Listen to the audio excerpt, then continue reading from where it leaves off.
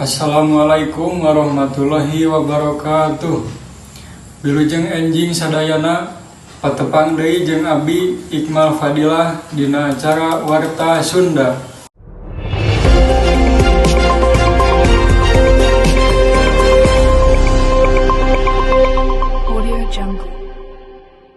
Warta anu bade didugikeun dinten ayeuna nyaeta ngeunaan banjir anu terjadi di Rumah Sakit Tasikmalaya RSUD Dr. Soekarjo Kota Tasikmalaya kakeueum cai akibat hujan gede anu ngaruksak daya eta.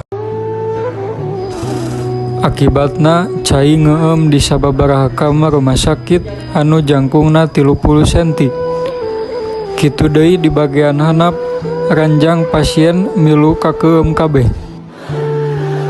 Aya sabaraha kamar perawatan rumah sakit umum daerah anu kondisina leuwih handap tibatan jalan, nyaeta kamar rawat inap.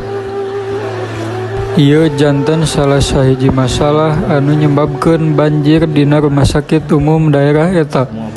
Pihak RSUD Dr. Soekarjo geus ngalengkepan upaya pamulihan jeung evakuasi pikeun ngatasi dampak banjir.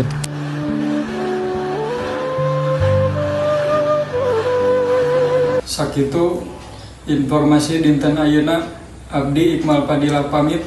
Wassalamualaikum warahmatullahi wabarakatuh.